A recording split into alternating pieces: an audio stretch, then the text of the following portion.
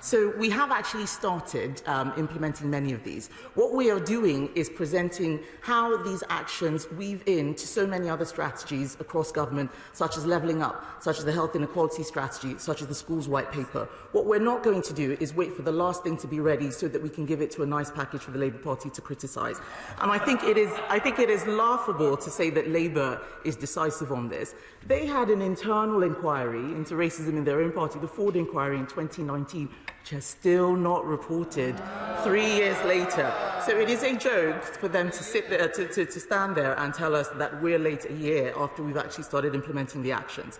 But to the more specific comments she had on the report. It is not true that the Commission's report denied the existence of structural racism.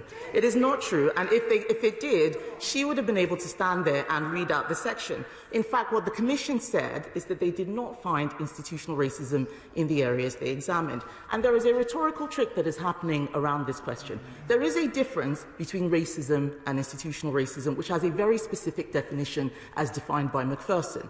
What the Commission has said is that there is racism, it does persist, and it has actions in its report which we have taken up, it's within its recommendations on how to tackle it.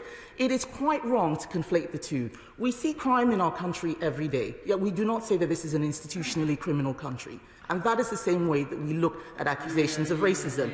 It is important to distinguish the two. Where there is a pervasive institutional failing across the board that is unable to provide services to people of colour. So I'm afraid that I reject the misrepresentation which they're making about the Commission, and I also will remind them about the personal targeted attacks and harassments which the Commission has suffered because of this misrepresentation. A group of commissioners who are all, bar one, ethnic minorities. I am very committed to ensuring that ethnic minorities in public life get a fair say and have their voice. And what is wrong is when people with different opinions are attacked and told that they're not allowed to think in a certain way because there are rules about what black people or Asian people are allowed to say. So we do reject that.